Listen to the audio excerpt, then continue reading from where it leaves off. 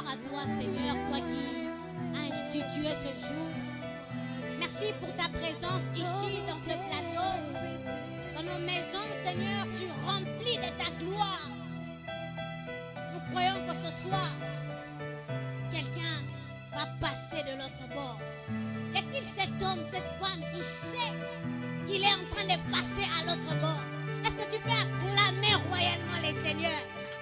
Avec l'onction qui t'anime, est-ce que tu peux acclamer royalement les seigneurs? Dans ta maison, dans ta chambre, dans ton jardin, sur les balcons, je ne sais pas d'où tu te trouves, mais j'aimerais que tu acclames royalement Dieu. Alléluia.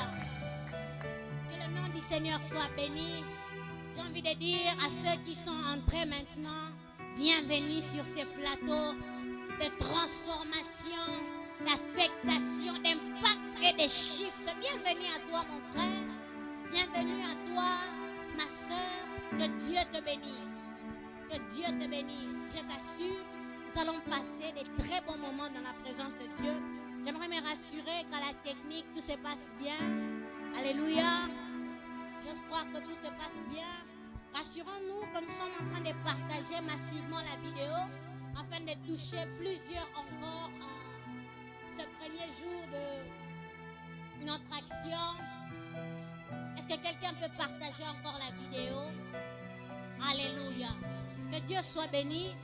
En cette première soirée, nous serons avec un homme de Dieu merveilleux. Quelqu'un que j'aime beaucoup, que j'aime particulièrement. J'aimerais parler brièvement de sa biographie. Et je sais qu'il va nous bénir en cette soirée. Notre premier orateur de ce soir, c'est l'homme de Dieu, Shekinah Okamo. Il est licencié en droit à l'université protestante au Congo, à l'UPC. Il est vice-président de l'intercession à l'église La Compassion, Limité, 2e rue. Il est aussi prédicateur là-bas. Et ici à la MIGEC, qui nous reçoit, il est coordonnateur. Il est encadreur pour plusieurs, mentor et coach. C'est un prédicateur merveilleux. Lors des conversations que nous avons avec lui, il se présente comme un prédicateur professionnel. Est-ce que quelqu'un peut acclamer le Seigneur? Nous serons très bénis d'être avec l'homme de Dieu, Shekinah Okamo. Est-ce que tu peux acclamer le Seigneur? Alors que j'invite l'homme de Dieu, j'aimerais me lever pour saluer l'homme de Dieu. Que Dieu vous bénisse, papa. Que Dieu vous bénisse. En cette soirée, j'aimerais vous rassurer que vous serez bénis. Quelqu'un s'attendait à dire il est marié à... C'est pour très bientôt, ne t'inquiète pas. C'est pour très bientôt, il va entrer dans cette zone. Alors, il est marié encore actuellement au Saint-Esprit, mais il va te bénir abondamment. Alléluia. Est-ce qu'on peut acclamer le Seigneur? Homme de Dieu, nous sommes ravis de vous avoir encore dans nos murs en cette soirée, en dépit du confinement. Et est-ce que le micro de l'homme de Dieu fonctionne? Amen. Alléluia. Que Dieu soit béni. Comment vous allez, papa? Et Dieu aidant, ça va. Dieu fait grâce. Dieu fait grâce. Ça fait tellement longtemps qu'on ne s'est pas retrouvés dans une action, faute de confinement, mais par la grâce de Dieu, nous sommes là encore via ce média pour partager la parole de Dieu et nous sommes très heureux, très honorés d'être avec vous. Et nous voici, lorsqu'on est devant un homme de Dieu comme vous, il y a plusieurs questions qui nous viennent en tête. Alors, on est en plein confinement, nous présentons une action, on ne se réunit pas en public certes, mais nous avons par la grâce de Dieu organisé ce moment. Alors c'est la MIGEC qui nous invite et en vous présentant, vous êtes présenté comme coordonnateur de la MIGEC. Alors homme de Dieu, c'est quoi la MIGEC? Merci beaucoup. Je salue tous ceux-là qui nous suivent au travers de l'Internet. Alors, je devrais d'abord commencer par expliquer c'est quoi la MIGEC. La MIGEC, c'est la Mission internationale des jeunes en Christ. C'est un groupe qui s'est réuni autour de la parole de Dieu et qui réunit généralement les jeunes. Notre vision est que les jeunes deviennent des disciples de Jésus-Christ, influençant leur famille, influençant leur entourage, influençant même jusqu'aux extrémités de la terre, les nations. Et nos objectifs peuvent se résumer en 3 mots, qui est l'édification, l'évangélisation, ainsi que les réveils. Donc ça, c'est les résumés en 3 mots de nos objectifs qui sont bien sûr ramener les âmes à Christ et les conscientiser à se conduire d'une manière digne de l'évangile, travailler pour les réveils au sein de la nouvelle génération également. Et nous avons entendu ça de notre cordon. Il a la carrure des hommes qui apportent les réveils. Alléluia. Est-ce que quelqu'un peut acclamer le Seigneur pour l'homme de Dieu encore en ce soir? Alors, cher homme de Dieu, nous sommes à 4 mois, 5 mois de confinement. Ça fait combien? Je pense 4. 4 mois de Nous allons vers le 5e. Alors, vous connaissant, j'ai entendu là que vous êtes dans la MIGEC avec l'objectif de conscientiser encore les jeunes.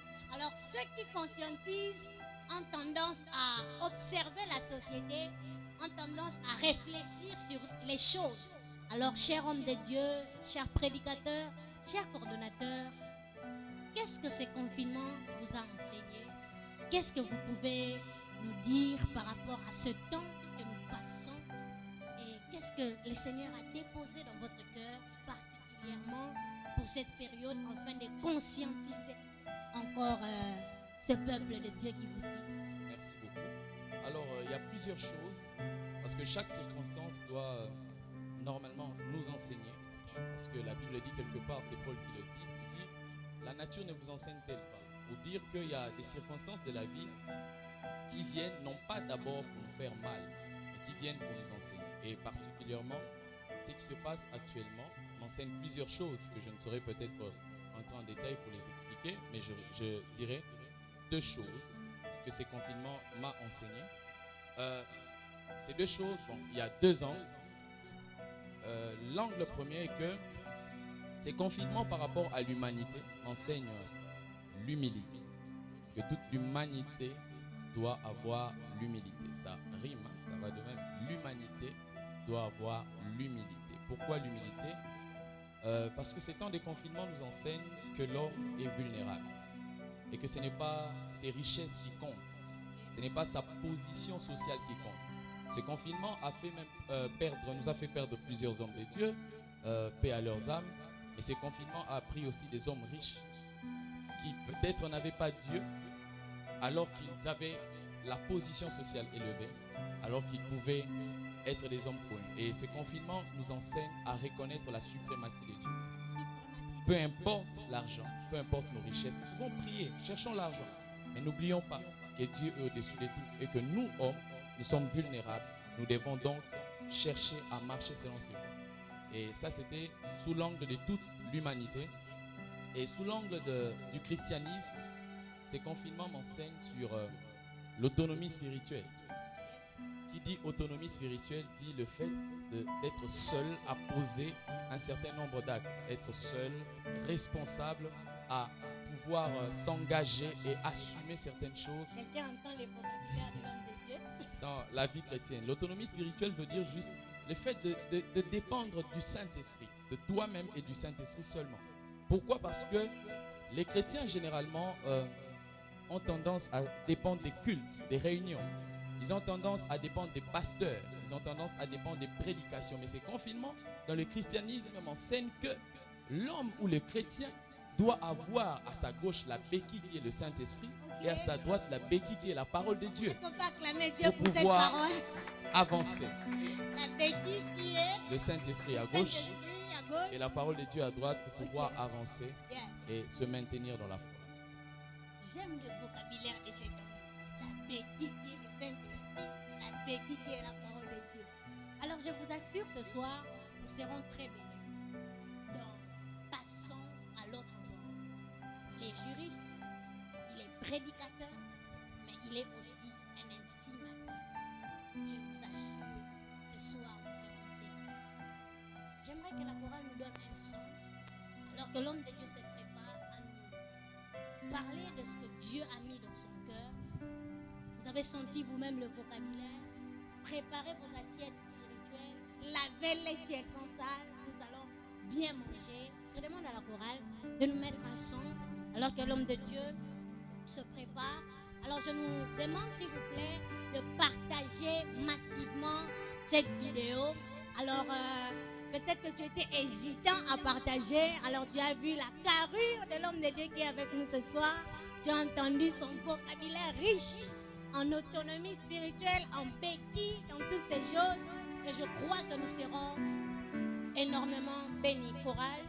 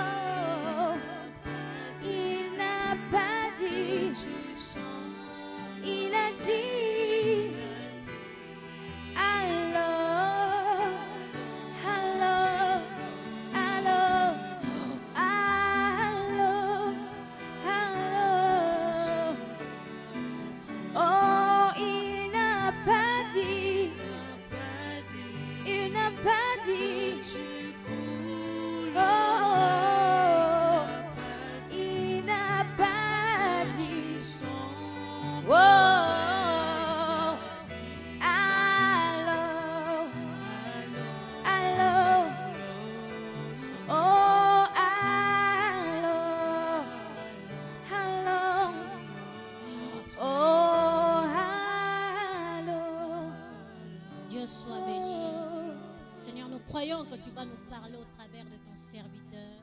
Révolte un cœur, Seigneur, ce soir. Purifie encore le cœur d'une personne. Booste encore la foi de quelqu'un. Seigneur, fais shifter la dimension spirituelle de quelqu'un. Voici ton serviteur. Seigneur, passe par lui pour nous faire du bien. Alléluia. Nous allons laisser la place à l'orateur de ce soir. Active ta foi. Sois concentré. Demande à l'esprit d'ouvrir encore ton intelligence. Je t'assure, tu seras béni. La plupart de ces prédications me mettent soit à genoux, soit ce sont mes yeux qui sont à genoux, qui coulent des larmes, soit je crie comme une folle parce que la rage remplit mon cœur. Alors sois concentré. Je crois que Dieu a quelque chose de particulier pour toi. Alléluia. Homme de Dieu. Merci beaucoup. J'aimerais avant de commencer rendre grâce à Dieu qui a permis. Je suis face à quelle caméra? La centrale c'est où? Celle-ci. Ok. Alors j'aimerais rendre grâce à Dieu qui nous a permis de nous réunir depuis du confinement. Il a permis que nous puissions avoir ces moments bénissants. Généralement quand on est face à ce genre de thème, on se dit on a des choses sur ce thème, mais je crois par la grâce de Dieu. Le Seigneur va te parler. Alléluia. Ne vois pas le thème que tu as entendu à plusieurs reprises, que tu as même lu dans la parole de Dieu. Mais prends ton temps, prends ton carnet et note ce que le Seigneur te dira en cette soirée. Et je disais, je rends grâce à Dieu qui nous a permis de nous réunir. Je dis merci à mon collaborateur, l'homme de Dieu, les coordonnateurs avec qui nous travaillons, le cordon Josué, qui a aussi accepté ce programme pour que nous puissions bien évidemment travailler. Généralement, les gens pensent que je suis le seul cordon à la MIGEC. Non, nous sommes à deux. Avec l'homme de Dieu, le cordon Josué m'a dit que je salue, qui est là dans la salle, et tous les bien-aimés qui ont travaillé pour la réalisation de ce travail depuis lundi, je pense, étaient là en train de travailler. Que Dieu vous bénisse abondamment. Alléluia. Et que Dieu te bénisse toi aussi qui es là. Je dis merci aussi à mon Père spirituel qui a accepté ce programme et qui m'a permis de pouvoir apporter la parole. Merci à mon Père, le pasteur Marcel. Alors nous allons lire deux textes de la parole de Dieu. Le premier dans Marc 4, 35 à 41, qui est même notre passage de base. Et puis Jonas 1, 1 à 4. Et puis Jonas 1, 10 à 13. J'aimerais que tu lises ça, que tu notes chaque mot qui sera souligné. Quelqu'un est avec moi? Je demanderai à tous ceux qui sont dans la salle d'être vraiment avec moi. Marc chapitre 4, le verset 35 au verset 41. La Bible déclare: ce même jour, sur le soir, Jésus leur dit: passons à l'autre bord. Est-ce que quelqu'un peut dire après moi: passons à l'autre bord? Passons à l'autre bord. Et la Bible continue en disant: après avoir, la première précision c'est que ce même jour sur le soir. La deuxième, la Bible dit: après avoir renvoyé la foule, ils l'emmenèrent dans la barque où il s'est trouvé. Il y avait aussi d'autres barques avec lui. Il se leva un grand tourbillon. D'autres versions parlent des tempêtes. Et les flots se jetaient dans la barque, au point qu'elle se remplissait déjà. Et lui, il dormait à la poupe. Où ça? Il dormait à la poupe. Où ça? Maître, n'était que nous périssons. S'étant réveillé, il menaça le vent et la mer. Silence, tais-toi. Et le vent cessa. C'est ma première fois de comprendre ou d'entendre, même dans la version Seigneur qui dit: le vent tomba. C'était ma première fois de lire ça, lorsque je lisais ce passage pour les premières fois. La Bible dit: et il y eut un grand calme.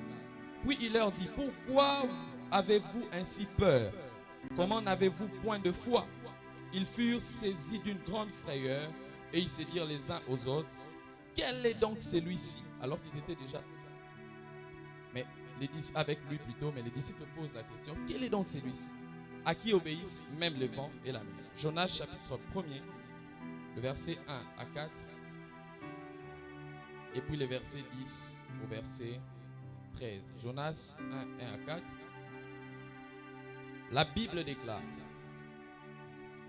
la parole de l'Éternel fut adressée à Jonas, fils d'Amittai, en ces mots: lève-toi, va à Ninive, la grande ville, et crie contre elle, car sa méchanceté est montée jusqu'à moi.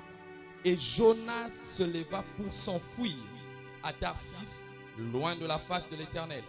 Il descendit à Jaffo et il trouva un navire qui allait à Tarsis.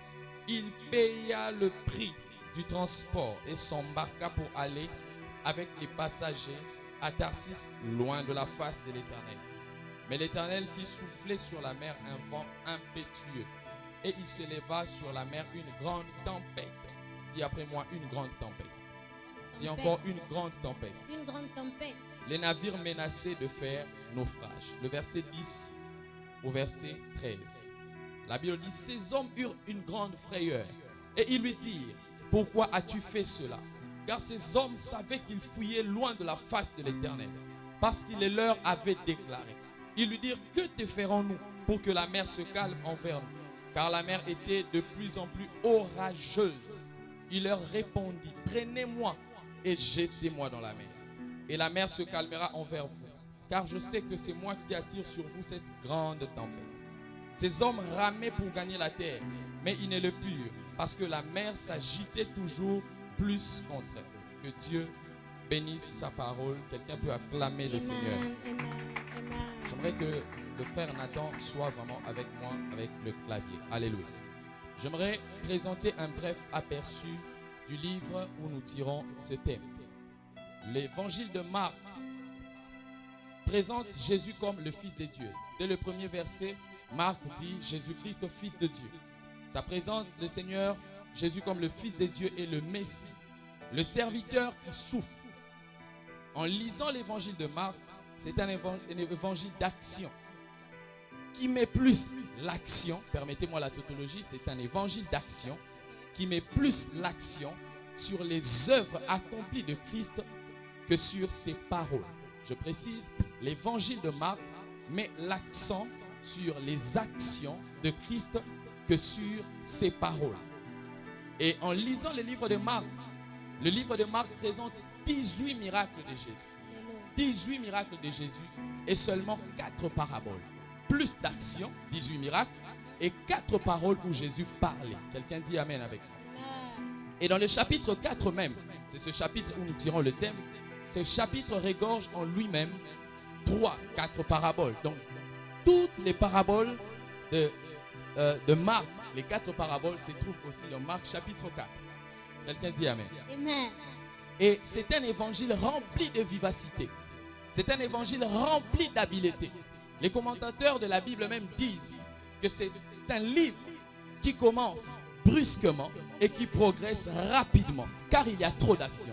C'est un évangile qui commence brusquement et qui progresse rapidement. Pourquoi? Parce qu'il y a trop d'action. Et ce que j'ai compris avec ce livre de Marc, c'est que il n'y a pas que dans la Bible l'enlèvement qui vient de manière brusque, mais il y a aussi la visitation des dieux, l'intervention des dieux ou la bénédiction des dieux qui viennent de manière brusque. Et j'aimerais déclarer dans la vie de quelqu'un que le Seigneur ce soir te rencontre de manière brusque alors que tu ne t'attendais pas. Alléluia. Je n'attends pas ton amen. Je disais que le Seigneur te rencontre de manière brusque. Alléluia. Et en lisant ce passage de Marc, Jésus avait l'habitude de parler à ses disciples. Il avait l'habitude de leur enseigner, de leur parler de certaines choses. Mais ces jours-là, bizarrement, la Bible déclare que Jésus quitte la dimension des enseignements. Et il dit aux disciples, allons sur l'autre bord. C'est après avoir libéré 4 paraboles.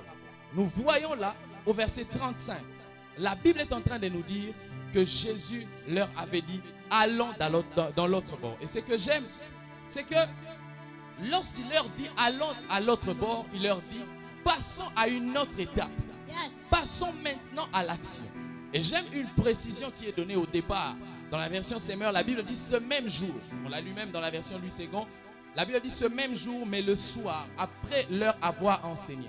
Ce que j'aime, c'est que le même jour, le matin, Dieu peut t'enseigner, mais le même jour, le soir, Dieu peut te visiter. Ok. Alléluia. Alléluia. Le même jour, il a commencé par les enseignements, mais le soir, il a commencé à emmener l'intervention par rapport à un certain nombre de choses qui devaient s'accomplir. Alléluia. Yes. Alléluia. Et la Bible dit qu'il leur dit passons à l'autre bord. J'aimerais dire à quelqu'un, si le matin le Seigneur t'avait parlé, le soir le Seigneur va intervenir. Si le matin le Seigneur avait libéré une parole, le soir le Seigneur va accomplir cette parole. Alléluia. Alléluia. Et la Bible est en train de nous dire qu'il a dit allons à l'autre bord. En d'autres termes, passons à l'action. Comme je l'ai dit, c'est le seul chapitre où il y a quelques paraboles, où il y a 4 paraboles, et puis après il leur dit passons en action. Parabole et puis passion en action. Et dans la position de ces passages, on comprend que Christ veut dire au travers de ces passages qu'au-delà des paroles, il faut que l'on passe à poser des actions. Et j'aimerais dire à quelqu'un, au-delà de la parole de Dieu que tu prends à l'intérieur de toi, il faut que tu passes à l'action. La vie chrétienne n'est pas une vie bourrée que des paroles, mais la vie chrétienne est une vie bourrée de paroles et des actions. C'est pourquoi la Bible parle de Jésus disant qu'il allait de lieu en lieu faisant du bien. Lorsque la Bible parle de lieu en lieu, ça parle des actions que Jésus était en train de poser. Alléluia. Et donc, Jésus voulait faire comprendre aux disciples que les enseignements seuls ne suffisent pas. Il faut poser des actions. J'aimerais dire à un chrétien qui me suit que les enseignements seuls ne suffisent pas. Il faut que tu arrives à manifester les enseignements par les actions. Et la vie chrétienne est une vie remplie de paroles, mais aussi des actions. Quelqu'un me dit Amen. Et lorsqu'on dit passons à l'autre bord, ce terme veut dire changeons de dimension. Ce terme veut dire passons à une autre étape des choses. Ce terme veut dire changeons de dimension car nous avons grandi et nos actes doivent attester la maturité. J'aimerais dire à un chrétien que les actions ou les actes que tu poses doivent attester la maturité. Passer à l'autre bord, c'est changer de position spirituelle. Tu avais peut-être une position spirituelle basse. Mais lorsque Christ vient pour te dire passons à l'autre bord, il te dit réveille-toi et passons à une autre étape. Je parle à quelqu'un. Passons à l'autre bord veut dire change de conception. tu ne dois pas t'habituer à ce que tu as vu. Tu dois changer les conceptions.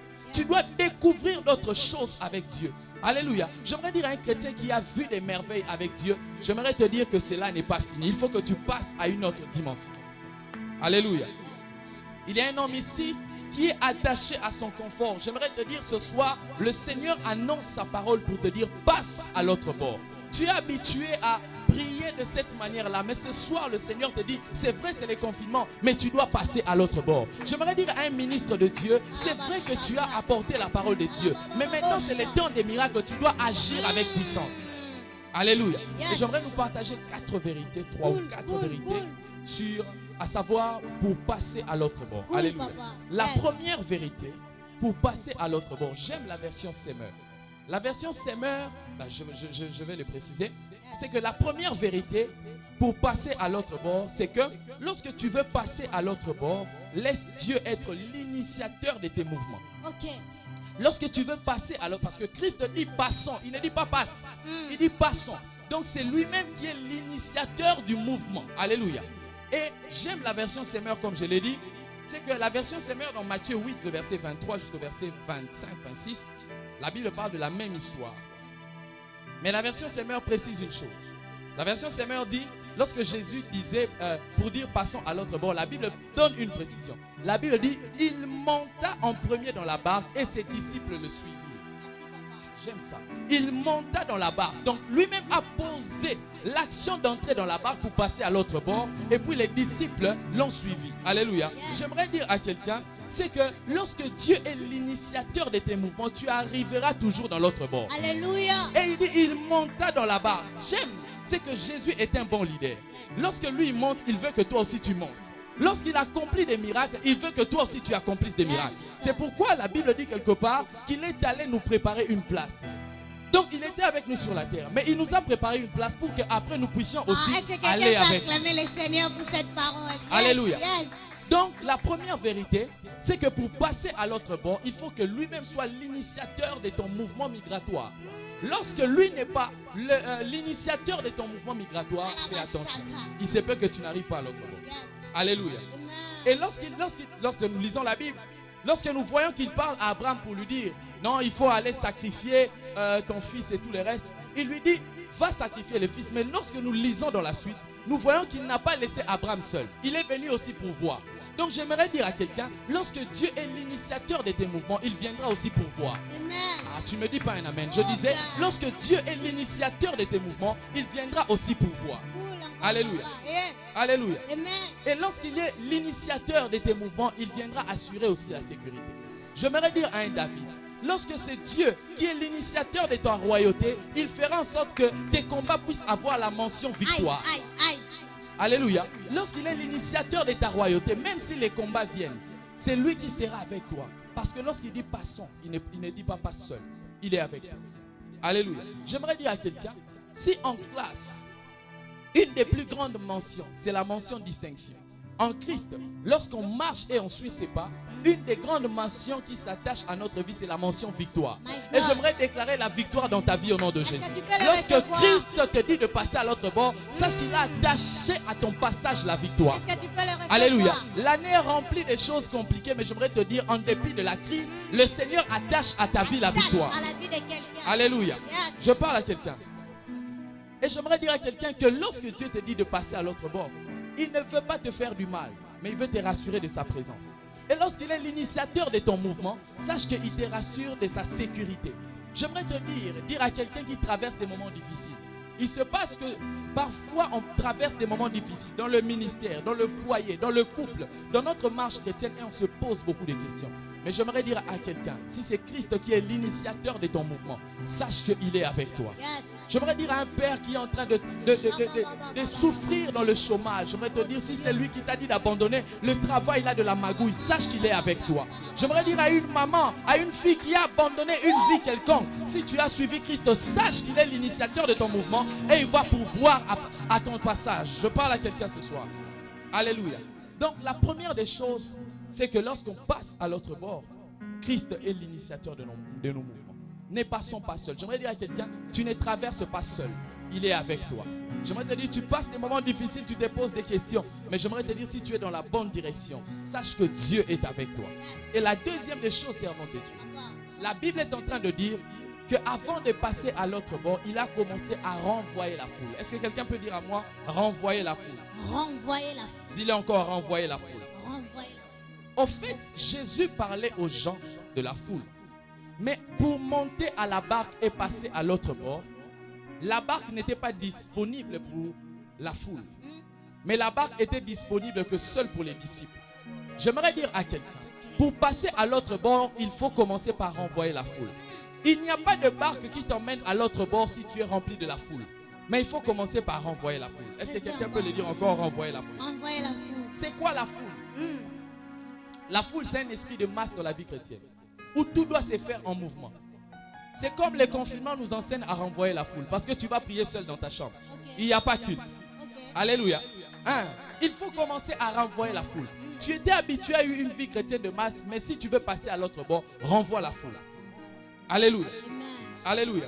Renvoyer la foule veut dire abandonner un certain nombre de mentalités. Renvoyer la foule veut dire briser certaines forteresses qui te bloquent pour passer à l'autre bord. Vous savez, des fois le diable nous bloque avec un système de pensée qui nous rend esclaves. Parfois on pense que pour être retenu dans les liens, comme on le dit généralement au Congo, on pense que les liens ne sont que les liens des démons. Non, parfois le diable te maintient dans un système de pensée qui serait un lien par rapport à ta vie. Alléluia. Et donc pour passer à l'autre bord, il faut que tu puisses briser un système de pensée. C'est pourquoi la Bible dit quelque part, dans Romains chapitre 12, le verset 2, la Bible parle du renouvellement de l'intelligence. Alléluia. Le renouvellement de l'intelligence te donnera à pouvoir sélectionner ou discerner certaines choses à abandonner et certaines choses avec lesquelles tu dois passer à l'autre bord. Je parle à quelqu'un.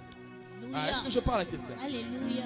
La foule, c'est une habitude que tu as cultivée, mais une habitude qui est ennemie à ta destinée. My God. Une habitude que tu as commencé à trouver normale, mais cette habitude est un ennemi par rapport à ta destinée. J'aimerais dire à quelqu'un, tu ne pourras pas passer à une autre dimension si tu t'attaches à la foule. Si tu t'attaches à cette habitude-là, qui semble être bonne, mais qui est ennemie par rapport à ta destinée. Alléluia. Alléluia. La foule te retient au moment où tu as une grande mission. Parce que la foule va retenir Jésus disant à Jésus, non, reste ici, il faut encore nous enseigner. J'aimerais dire à quelqu'un, parfois tu as une grande mission, mais tu t'attaches à la foule. Et la foule va t'empêcher à découvrir la délivrance que tu dois donner au possédé des Gadara. My God. Alléluia. J'aimerais me rassurer que quelqu'un est en train de partager cette vidéo. Est-ce que quelqu'un peut nous rassurer que tu partages cette vidéo? Il y a quelqu'un qui doit entendre ces paroles. Avance, avance. Alléluia. La foule va t'empêcher d'avancer. J'aimerais dire à quelqu'un, ces types d'amis vont t'empêcher de passer à l'autre bord. Ces types de raisonnements vont t'empêcher de pouvoir passer à l'autre bord. Cette conception du ministère que parfois certains jeunes ont vont t'empêcher à pouvoir passer à l'autre bord. Il y a des ministres de Dieu qui ont la grâce de Dieu, qui veulent passer à l'autre bord, mais leur conception du ministère, c'est d'abord 3 pièces. Mais j'aimerais te dire, si la conception du ministère, c'est d'abord, je ne dis pas que c'est mauvais, mais je dis si c'est d'abord 3 pièces, tu ne sauras pas passer à l'autre bord. Parce que tu as besoin d'onction pour assurer ta mission. Yes. Alléluia. Alléluia. La foule, c'est cet homme-là qui veut te rendre son prophète privé. Tu es prophète de Dieu, mais cet homme veut te rendre son prophète privé. Sache qu'il va t'empêcher de passer à l'autre bord. Alors que Dieu te oint pour prophétiser sur les nations, un homme peut pouvoir te garder à prophétiser sur sa vie et sur sa femme. Quelqu'un entend ces choses. Alléluia. Yeah. J'aimerais dire à un ministre de Dieu, un prophète de Dieu. Dieu t'a oint d'une onction prophétique. Sache que alors que cet homme-là te retient pour être son prophète privé, tu t'empêches à pouvoir être le prophète des nations. Je parle à quelqu'un. Alléluia. Ce n'est pas parce que tu as prophétisé sur la femme samaritaine que tu dois s'attacher à ta vie, à sa vie. Ce n'est pas parce que tu as prophétisé sur un grand homme que tu dois rester là. J'aimerais dire à un homme de Dieu, tu as une grande mission, il faut que tu passes à l'autre bord. Il faut que tu renvoies la foule. La foule n'est pas toujours ce qu'on voit mauvais. Parfois, c'est une chose bonne. Mais qui, par rapport à notre destinée, est un ennemi. Alléluia. Est-ce que je parle à quelqu'un? Quelqu'un peut acclamer le Seigneur? Nous sommes très bénis. J'aimerais que tu sois avec moi. La foule, c'est cette vie chrétienne de légèreté que tu mènes, alors que tu es appelé à des grandes choses. Tant que tu t'attaches à la foule, à ce système de pensée, à ce système de raisonnement, à cette vie chrétienne légère, tu ne sauras pas passer à l'autre bord et atteindre ta destinée. J'aimerais dire aux jeunes comme moi, j'aimerais dire à quelqu'un qui est en train de me suivre, c'est que si tu as l'appel de Dieu, il faut savoir te déconnecter, te connecter à certaines choses. Lentement. On veut bien assimiler cela. Est-ce que vous pouvez encore bien aller? J'étais en train de dire Yes. que si tu es appelé à des grandes choses, il faut apprendre la loi de la déconnexion et de la connexion. La déconnexion de la foule et la connexion à la barque qui va t'emmener à l'autre bord. Quelqu'un entend ces choses? Je parle à quelqu'un. Yes. La déconnexion de la foule. Pourquoi? La foule t'empêche à découvrir une autre dimension de la délivrance sur les possédés de Gadara sur l'autre côté. My God. Et un homme a le ministère de puissance de la délivrance, mais il s'attache encore à la foule, à une vie chrétienne basse. Tu es prophétesse de l'Éternel, ma soeur. Tu sais que Dieu t'appelle à des grandes choses. Mais ton problème, c'est que tu es attaché à une vie chrétienne légère, te disant que tu es une femme. J'aimerais dire à quelqu'un, dans les domaines de l'esprit, il n'y a pas de femme. Parce qu'un esprit n'est pas masculin ni féminin. Est-ce que quelqu'un peut acclamer Alléluia. le Seigneur? Yes. Alléluia. Amen. Et j'aimerais te dire, il faut apprendre à renvoyer la foule. Quelqu'un peut le dire encore, renvoyer la foule. Envoyez la foule. La foule, c'est une dimension ancienne qui t'empêche à expérimenter le ministère de la délivrance sur les possédés de Gadara, comme je te l'ai dit. J'aimerais dire à quelqu'un, la veste que je porte est importante. Mais lorsque je veux courir dans un stade, la veste que je porte, peu importe sa valeur, ne pourra pas tenir. Pourquoi? Parce que la dimension du défi qui est en face de moi ne me permettra pas de pouvoir entrer avec la veste. Ces choses sont profondes. Je vais m'expliquer.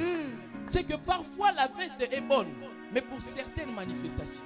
Mais quand tu es dans la course, il ne faut pas que tu t'habilles de la veste. Yes. Et j'aimerais dire à quelqu'un, sur la course de ta vie chrétienne, tu ne cours pas avec l'autre, tu cours envers toi-même. Sur la course de la vie chrétienne, il ne faut pas que tu puisses te charger des choses qui paraissent être bonnes, mais qui vont t'empêcher d'atteindre la mission. Il faut faire ce qu'on appelle voyager léger. Alléluia. Quand tu laisses la foule, tu entres dans l'option voyager léger. Voyager les... Parce que la foule est nombreuse, la foule pèse. Alléluia. Je parle à quelqu'un. Yeah. La foule est nombreuse, la foule pèse. Tu ne sauras pas traverser si tu es attaché à la foule.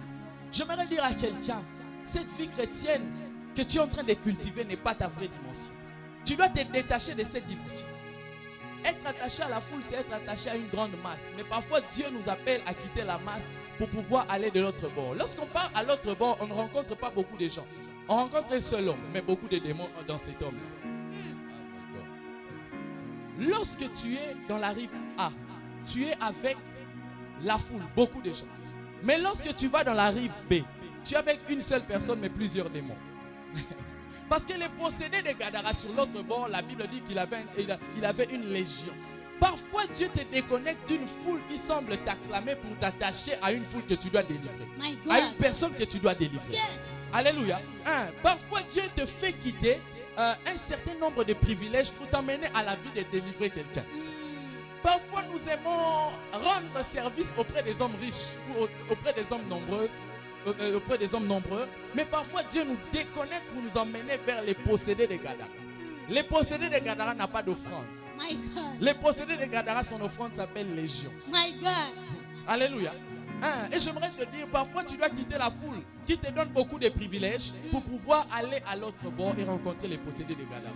Ce que j'aime, servant de Dieu, c'est que les possédés de Gadara te donnera seulement ou donnera aux gens qui sont autour de toi la révélation que tu es point d'une onction de délivrance. Alléluia. Et j'aimerais dire à quelqu'un, tu dois quitter la foule. Quittez la foule. Tu dois renvoyer la foule. Envoyez la foule. La foule, c'est cette dimension chrétienne à s'habituer aux anciennes victoires. Les anciennes victoires doivent te pousser à te rappeler que Dieu agit. Mais les anciennes victoires ne doivent pas t'attacher à t'arrêter à la gloire du présent. Homme de Dieu, je sens la rage monter déjà. Alléluia. L'adrénaline. Je parle à quelqu'un. Alléluia. Renvoyer la foule plutôt, c'est que c'est une manière d'exercer le ministère sans chercher à ce que les hommes t'approuvent. Mais tu as besoin que Dieu t'impose. J'aimerais dire à un ministre de Dieu, lorsqu'on dit renvoyer la foule, il faut renvoyer une certaine mentalité. De pouvoir exercer le ministère pour pouvoir prouver aux gens. Non, c'est Dieu qui va t'imposer. Alléluia. Renvoie la foule dans ton ministère. Renvoie la foule de ta vie chrétienne. Ce péché avec lequel tu t'attaches, c'est la foule qui t'empêche à pouvoir traverser. Est-ce que je parle à quelqu'un? Alléluia. Tu veux passer à l'autre bord, mais tu es cupide dans l'œuvre de Dieu. Tu vas finir comme Judas. Tu dois te détacher de la cupidité si tu veux passer à l'autre bord. C'est pourquoi même Judas n'a pas traversé la Pentecôte.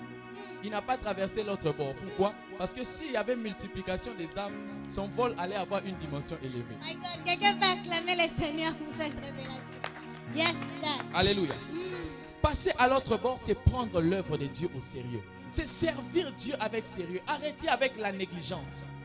C'est se révolter pour pouvoir servir Dieu différemment. J'aimerais dire à quelqu'un qui néglige l'œuvre de Dieu, pendant que toi tu es en train de faire l'église buissonnière, il y a de ceux-là qui sont à l'école du buisson ardent. Alléluia. Yeah. Pendant que tu fais l'église buissonnière c'est le fait de fuir les tâches attachées à l'église. Pendant que tu fais l'église buissonnière, il y a des gens qui sont à l'école du buisson ardent. My God. Et l'école du buisson ardent te révèle ta vraie nature. L'école du buisson ardent te révèle que les bâtons que tu portes peuvent se transformer en serpent. L'école du buisson ardent peut te révéler que la voie que tu négliges peut être une voie de bénédiction de l'autre côté. Papa. Je parle à quelqu'un. Oh, que Dieu vous Est-ce que je bénisse. parle à quelqu'un? Yes. Oh, je disais, est-ce que je parle à quelqu'un? Alléluia. Alléluia. Il faut renvoyer la foule. Arrêtez avec la négligence.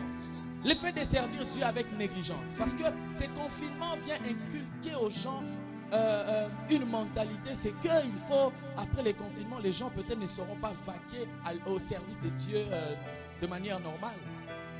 Leur fatiguer à prendre les choses de Dieu à la légère. Mais si tu veux passer à l'autre bord, tu dois prendre l'œuvre de Dieu au sérieux. Est-ce que quelqu'un peut acclamer le Seigneur? Alléluia. La troisième vérité Troisième vérité. attachée à cela, c'est que lorsqu'on veut passer à l'autre bord, c'est qu'il faut savoir que tu vas rencontrer des tempêtes ou des tourbillons. Est-ce que quelqu'un peut dire après moi tempête et tourbillon? Tempête et Je tourbillon. veux t'entendre. Dis après moi tempête et tourbillon. Tempête et tourbillon. Les tempêtes sont des moments de désert, des moments de crise. Les tempêtes sont des moments de sécheresse et de persécution. Les tempêtes, ce sont des moments de trouble qui te font parfois questionner sur Dieu. Seigneur, est-ce que vraiment Zananga, est-ce que vraiment tu es avec nous? Les tourbillons ou des tempêtes. Mais le Seigneur m'a révélé une chose. J'étais en train de rire lorsque le Seigneur m'a donné cette révélation. Yes. C'est qu'en matière de tempêtes, il y a deux types de tempêtes. Il y a des tempêtes avec Jésus, mais il y a aussi des tempêtes de Jonas. Alléluia. Il y a des tempêtes avec Jésus et les tempêtes de Jonas.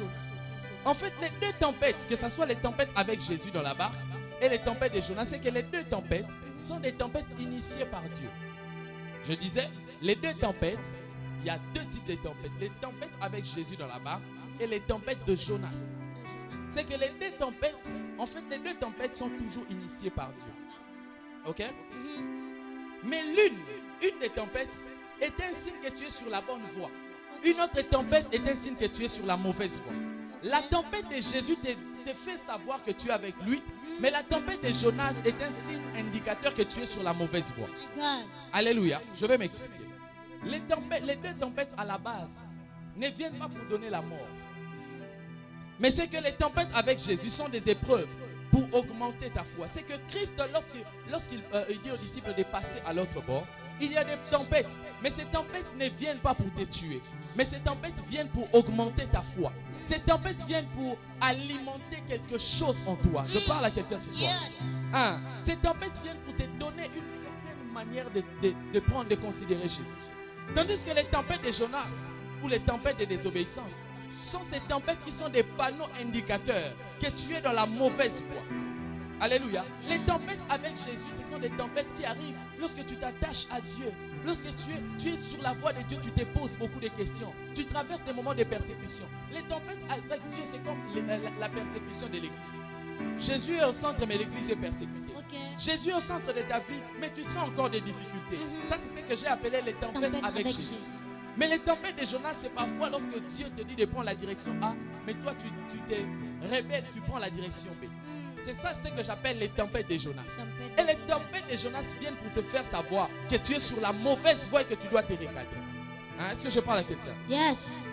Quand Dieu est l'initiateur de ton mouvement, comme avec les disciples dans la barre, il va te rassurer de la sécurité et de la protection. Les tempêtes avec Jésus viennent seulement augmenter ta foi. Ça fait mal, mais ça vient pour augmenter ta foi. J'aimerais te dire, tu as mal, cher chrétien, pendant ce confinement. Tu traverses les temps de crise. C'est vrai, tu as mal, mais j'aimerais te dire, le Seigneur aime parfois nous éprouver. My God. Alléluia. My God. L'épreuve est là pour te rendre mature. L'épreuve est là pour te rendre solide. L'épreuve est là pour te rendre ferme. L'épreuve est là pour te donner une autre révélation de Dieu. Mais les tempêtes avec Jonas viennent pour te dire que frérot, tu es sur la mauvaise voie. Est-ce que je parle à quelqu'un? Alléluia. Alléluia. J'aimerais dire à quelqu'un, tout mouvement sans l'approbation de Dieu peut te désorienter et te faire rater ta destinée. Quand tu veux passer à l'autre bord sans que Dieu soit l'initiateur de ton mouvement, tu peux rater ta destinée.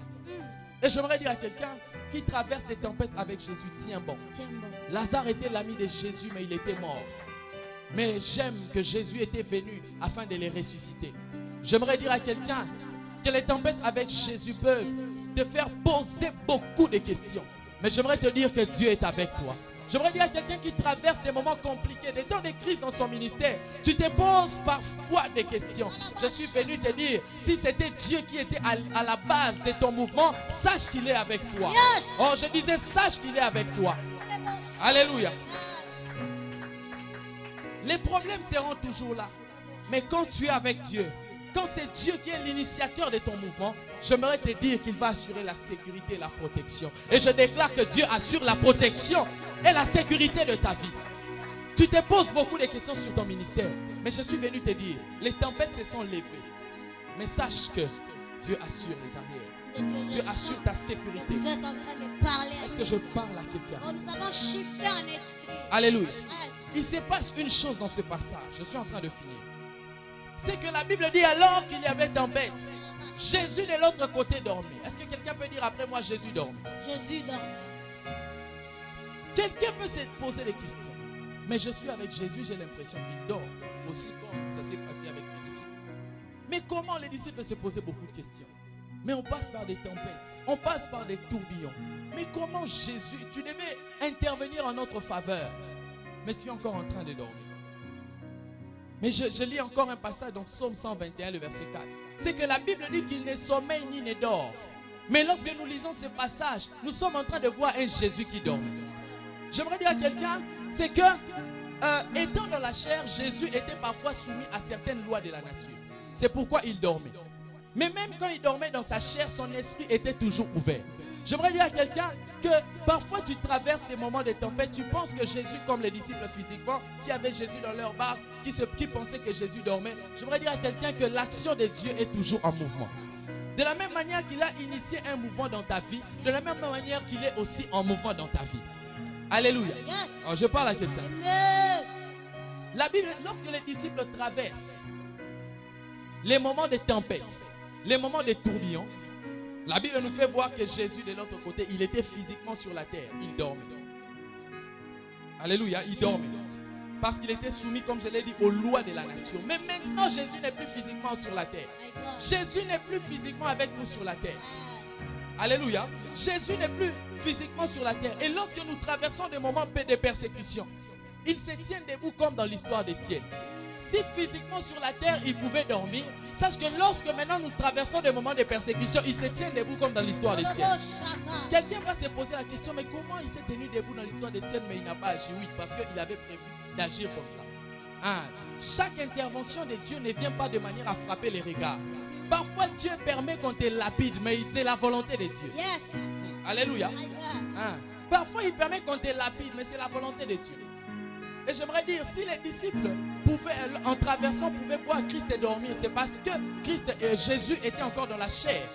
Mais maintenant qu'il est au ciel, lorsque nous traversons des moments de persécution, j'aimerais te dire que Dieu commence, le Seigneur Jésus s'élève afin d'agir en notre faveur. Et j'aimerais déclarer l'intervention divine dans ta vie au nom de Jésus. Toi qui es en train de te poser des questions, alors que tu traverses des tempêtes, je prie qu'il se lève dans ta vie, dans le nom puissant de Jésus.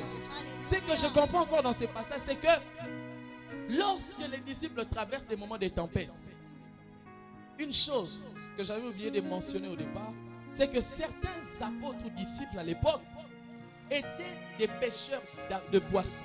C'était des pêcheurs de poissons. Donc les domaines des eaux, c'était leur terrain de travail. Les domaines des eaux, c'était leur juridiction.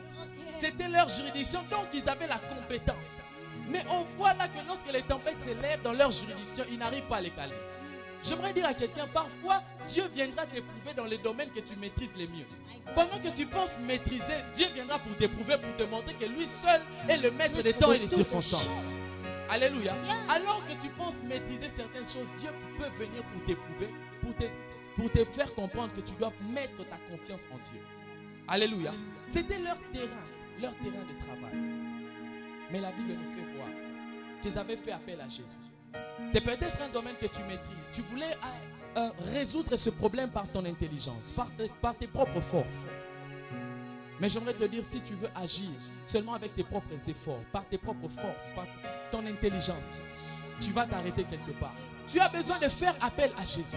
J'aimerais dire à quelqu'un, lorsque les tempêtes s'élèvent à un grand niveau, ne te dis pas que je maîtrise. Non, dis Dieu maîtrise toutes choses, car il s'appelle El Shaddai, le Dieu de toute suffisance. Quand tu traverses les tempêtes, fais appel à Jésus. Alléluia. Ne cherche pas à tout maîtriser seul. Sur les chemins qui emmènent à l'autre bord, les tempêtes s'élèveront. Sur les chemins qui emmènent à l'autre bord, les tempêtes s'élèveront.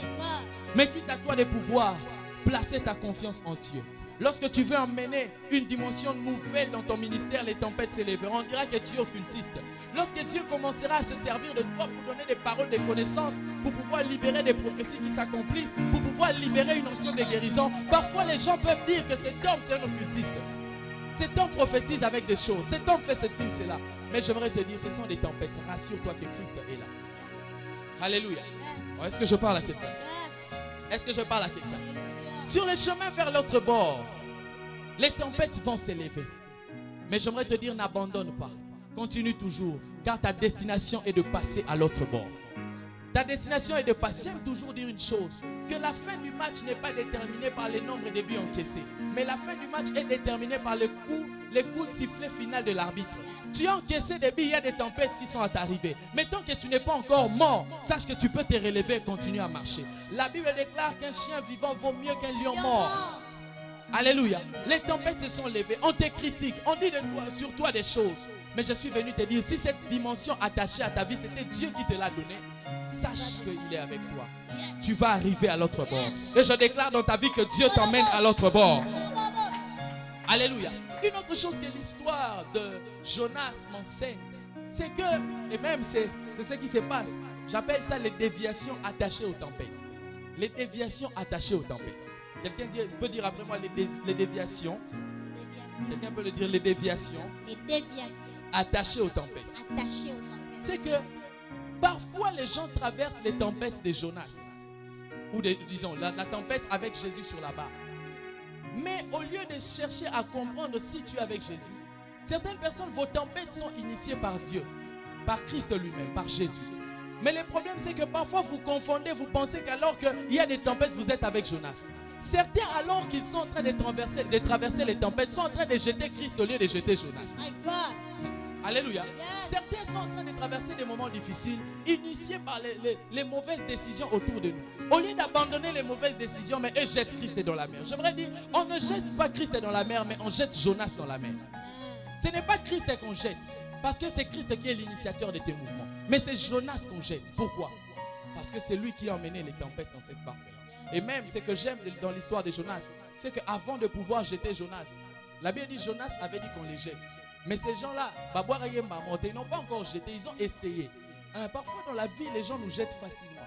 Quand ils sentent des tempêtes, ils nous jettent. Non, il y a des mais ma tempête, c'est lui qui emmène les tempêtes. Mais dans l'histoire de Jonas, on n'a pas jeté Jonas directement.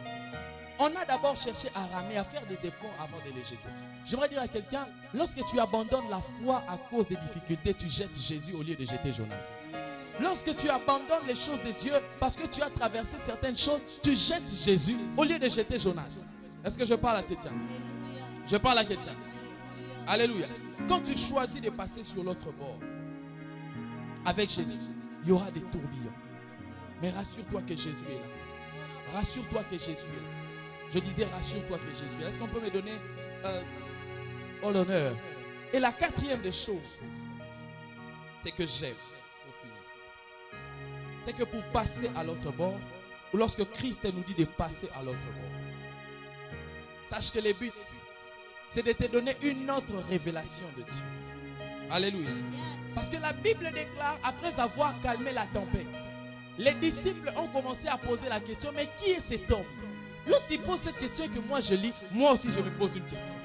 La question que je me pose, c'est que comment ils étaient avec Jésus dès le départ? Mais à cause de cette situation, ils se posent encore des questions. Qui est cet homme? Vous étiez avec Jésus dans le chapitre 1er. Vous étiez avec Jésus dans le chapitre 2, ainsi de suite.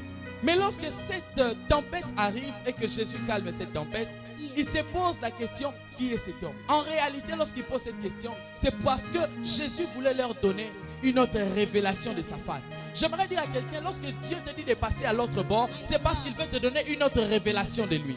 Tu étais dans la dimension des enseignements, mais Dieu veut te donner la dimension des miracles. Ah, j'aimerais dire à quelqu'un que Dieu attache dans ta vie la dimension des miracles. Que Dieu attache à ta vie la guérison.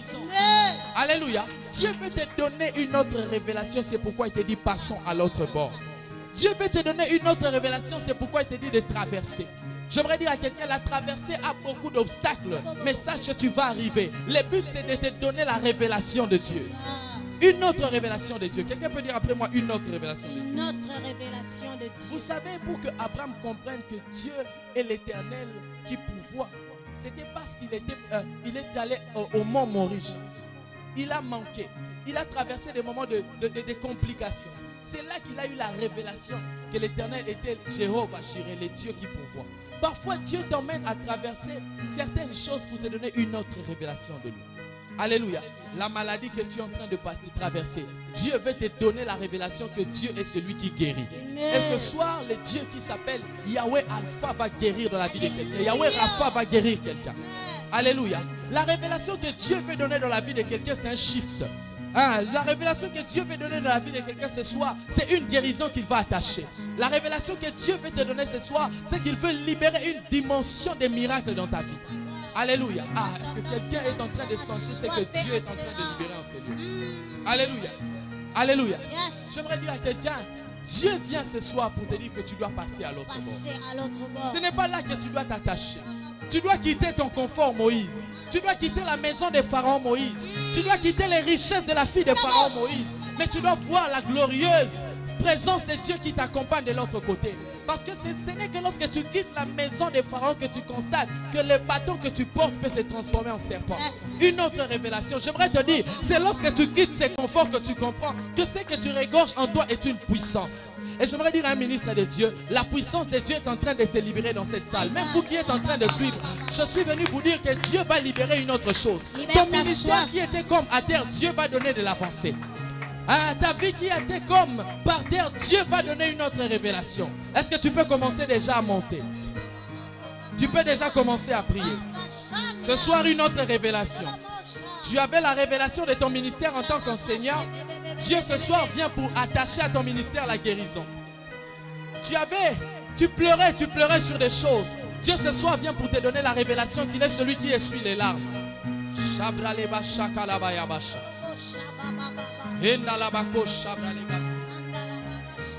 La présence de Dieu est là ce soir. Et j'aimerais prier pour les gens. J'aimerais prier pour ces personnes qui veulent voir leur vie chrétienne shifter. Tu sens que tu es appelé à des choses, mais tu t'attaches à des choses qui t'empêchent de pouvoir te déconnecter. Là où tu es, tu vas prier avec moi. Même ceux qui sont dans la salle, nous allons prier. Nous allons demander que Dieu fasse shifter tous ces bien-aimés qui veulent passer à l'autre bord. Tu sens que tu as un grand ministère, mais il y a quelque chose qui est comme en train de te serrer pour t'empêcher. Vous savez, lorsqu'il faut passer à l'autre bord, il faut que tu te détaches d'une chose.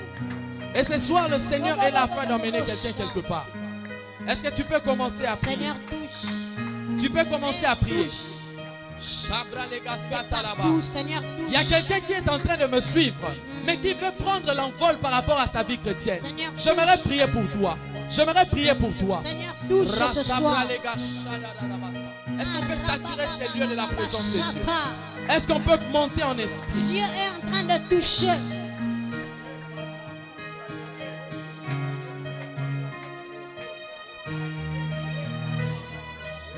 Le Seigneur est en train de toucher. Un esprit de révolution.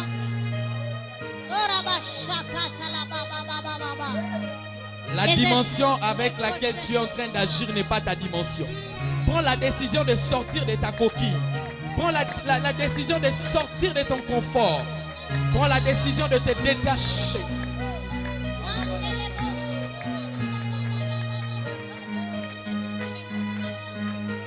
J'aimerais prier pour quelqu'un. Seigneur, au nom de Jésus, je prie pour mon frère et ma soeur qui est attaché à une chose, à une dimension qui n'est pas la sienne. Je prie que tu emmènes un shift au nom de Jésus. Reçois cela au nom de Jésus. C'est que j'aime avec Dieu, lorsqu'il te parle et que tu n'entends pas, parfois lui-même vient pour te ravir et t'emmener dans un autre bord. Et je déclare que Dieu le fasse avec toi.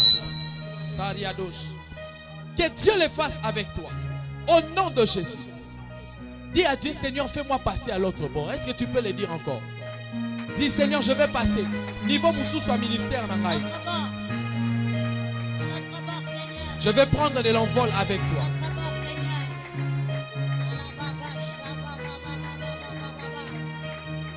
À l'autre bord, Seigneur. Fais-nous passer à l'autre bord. Fais-moi passer à l'autre bord ce soir.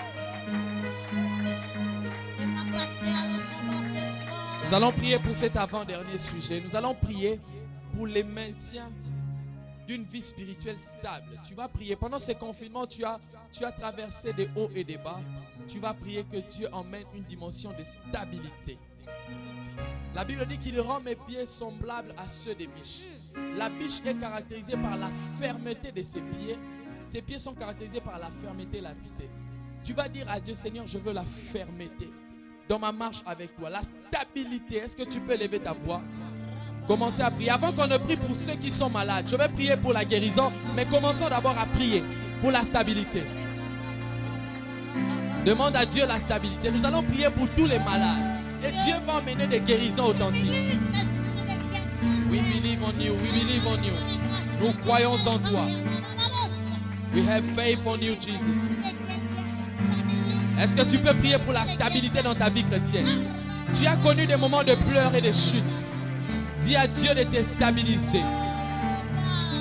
Il m'emmène sur mes lieux élevés. Et lorsqu'il t'emmène sur les lieux élevés, il te donne la stabilité.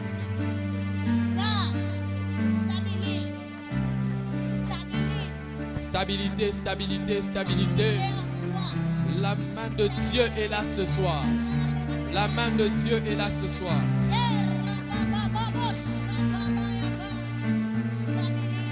La main de Dieu est là ce soir.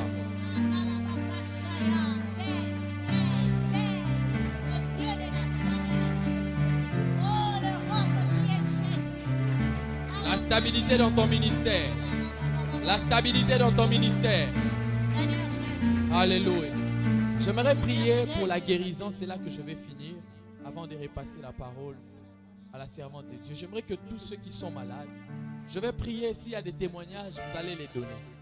Parce que nous n'avons pas organisé ces choses en vain.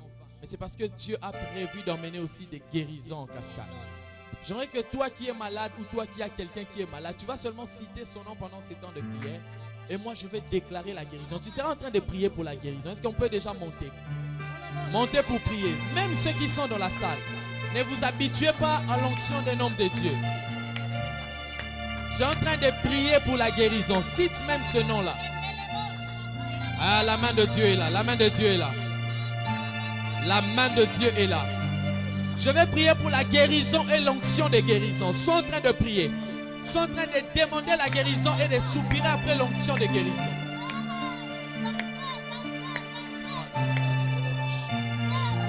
Soupire après la guérison sur les vies malades, mais soupire après l'onction de guérison. Oui, le Seigneur m'a convaincu de prier pour cette onction de guérison.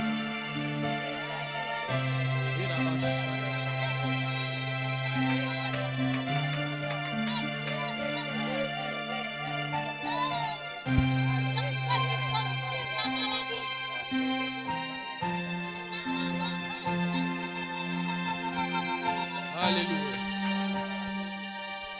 Toi qui es malade, tu vas toucher la partie malade ou tu vas citer les noms de celui qui est malade. En soupirant après cela, je vais prier pour la guérison.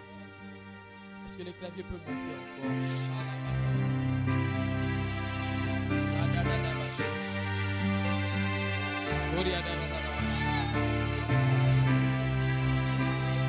Père, au nom de Jésus, je viens prier pour toutes les personnes malades Même ceux qui commentent, tu peux citer les noms, tu peux écrire les noms de la personne malade. Je vais prier, je vais prier. Tu peux écrire les noms de la personne malade. Je vais prier. Et lorsque Dieu sera en train de le faire, revenez pour témoigner. Père, au nom de Jésus, j'ai pris pour des kystes. J'ai pris pour les cancers. J'ai pris, oh Dieu, pour des myomes. J'ai pris pour des stérilités qui quittent ce soir. Au nom de Jésus. Au nom de Jésus. Que tous ceux-là qui sont malades, pour toutes ces personnes qui ont des personnes malades, je viens prier dans le nom de Jésus. Que les kystes disparaissent. Ah, touche la partie malade, je vais prier. Que les kystes disparaissent. Que les kystes disparaissent. Que les kystes disparaissent. La stérilité est en train de quitter. La stérilité est en train de quitter. In the mighty name of Jesus. In the mighty name of Jesus. In the mighty name of Jesus. Oriado Shabranu Vadegai. Shakata Labashai. Père, je prie pour ceux qui sont atteints du sida. Seigneur, je prie que ta main, qui est capable de traverser des continents, puisse agir au nom de Jésus. Au nom de Jésus. Seigneur Dieu, que l'onction de la guérison s'attache à des sidatiques. Que l'onction de Dieu s'attache à des sidatiques. Je ne sais pas pourquoi je sens cela. Je prie au Dieu que tu guérisses cette personne atteinte du sida qui a renoncé, qui a reconnu son mal, qui a reconnu son péché. Guéris-les au nom de Jésus. Je viens prier au Dieu, ces bien-aimés qui nous suivent, ou même qui sont amis ou les membres des familles qui sont atteints du coronavirus. Seigneur, je prie que ta main intervienne au nom de Jésus. Guéris les malades au nom de Jésus. Guéris les malades au nom de Jésus. Guéris ceux-là, Seigneur, qui devaient passer par des interventions chirurgicales. Seigneur, je prie au nom de Jésus. Que ceux-là qu'on devait opérer, Zambe maladie ou anelongo. Limuisan Zambe ba hernie. Limuisa ba myom. Au nom de Jésus.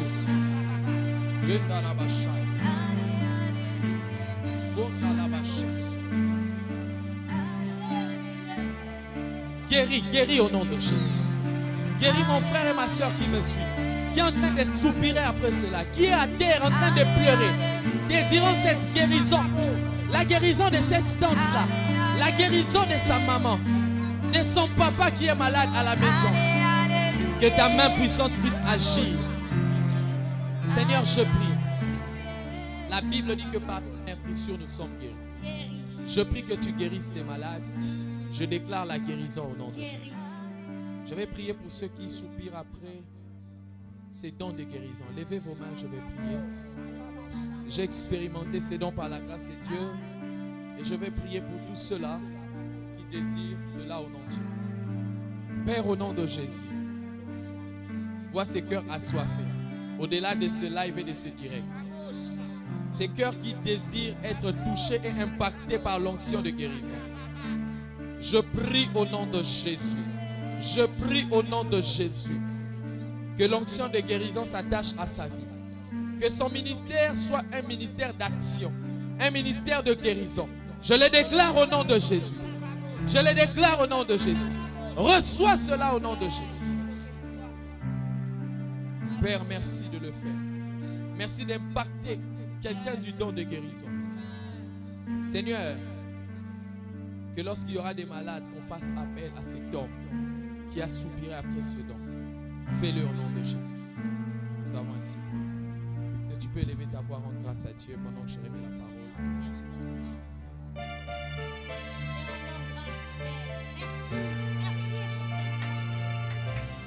Merci pour cette restauration.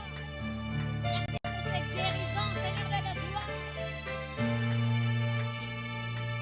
Merci pour ces hommes et ces femmes. Il y a quelqu'un qui nous suit maintenant. Alors que l'homme de Dieu était en train de prier, j'ai vu comme des vers être en train de s'éclater. Dans ces vers, il y avait des liquides précieux. Il y a une personne, tu es en train de pleurer sur ta dimension spirituelle. Tu es en train de pleurer une dimension que tu avais mais que tu as perdue. Il y a quelqu'un en larmes sur le piédestal qu'il avait déjà atteint avec Dieu. Si c'est cassé, c'est que Dieu veut donner une nouvelle. Si c'est cassé, c'est que Dieu veut donner une nouvelle. Il y a quelqu'un qui est en train de suivre ce live, qui est en train de lire les livres La gloire de la seconde maison. Je ne sais pas de qui est-ce qu'on est en train de parler. Ou soit Dieu dans une maison où une personne est en train de lire un livre écrit La gloire de la seconde maison. Bien-aimés, frères, je vous assure que Dieu est en train de vous faire passer à l'autre bord. Ce don de guérison s'attache à votre maison. Ce don de grâce, d'enseignement s'attache à votre ministère. Tu ne prêcheras plus comme hier. Tu ne verras plus comme hier. Mais Dieu est en train de faire du bien à ta vie dans le nom puissant de Jésus. Est-ce qu'on peut élever nos voix, élever le nom de l'Éternel? Lui qui a fait du bien à cet homme. Ah, ne pleure plus sur cette onction qui est partie. Cette dimension est déjà passée. Dieu t'offre une nouvelle. Dieu te donne une qui dépasse celle-là. Père, nous te disons merci. Merci pour ton serviteur. Merci pour cette première soirée pleine de gloire et de grâce, Père.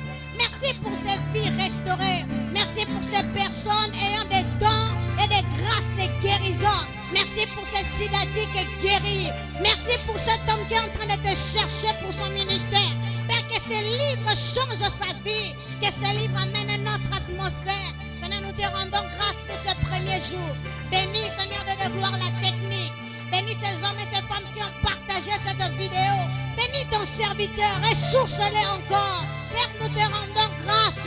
Que toute la gloire revienne à toi. Toi qui vis et qui règne à jamais. Gloire à toi, Seigneur. Nous comptons sur toi. Nous croyons que quelqu'un est passé à l'autre bord. Oh, que dis-je? Nous croyons que nous sommes passés à l'autre bord avec toi ce soir. Nous croyons que nous sommes passés à l'autre bord. Nos santé sont passées à l'autre bord. Nos vies sont passées à l'autre bord. Nos familles sont passées à l'autre bord. Nos ministères sont passés à l'autre bord. Notre entendement est passé à l'autre bord. Père, l'intelligence de quelqu'un renouvelée passe à l'autre bord. Dans le nom puissant de Jésus, nous déclarons que la nouvelle génération, en cette même première soirée, est passée à l'autre bord. Gloire à toi, Seigneur. Gloire à toi, Seigneur. Merci, ô Seigneur Dieu de gloire. Que ton nom soit béni. Que Dieu vous bénisse abondamment. Continuons à partager la vidéo, même après le live, que ça touche aussi d'autres qui en ont besoin afin d'être bénis. Que Dieu te bénisse, mon frère. Que Dieu te bénisse, ma soeur. On se retrouve déjà demain soir à partir des 19h juste. Je vous assure, la gloire de ce premier jour ne surpassera pas celle d'hier. Mais celle d'hier va nous amener encore dans une autre gloire. Il est le Dieu qui nous emmène de gloire en gloire. J'ai pris que Dieu inonde ta vie d'une nouvelle gloire.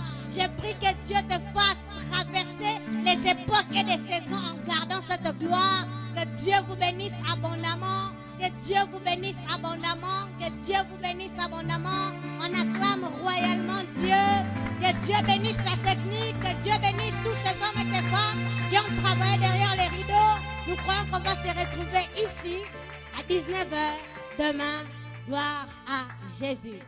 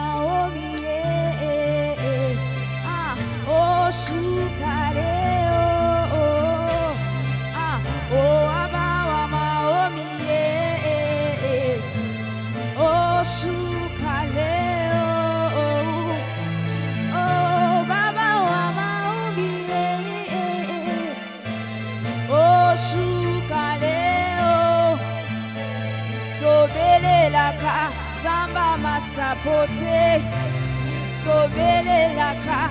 Zamba masapote, o sobele laka.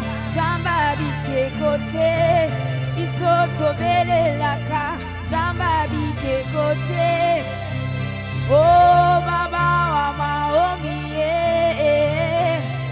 Oh shukale Oh Baba wa maomi Oh shukale Ah Baba wa maomi Ah Oh shukale Obele la kanzamba masapote Sobele la kanzamba bike kote Oh Baba wa maomi Oh shukale Ah Oh Baba wa maomi Oh shukale Oh shukale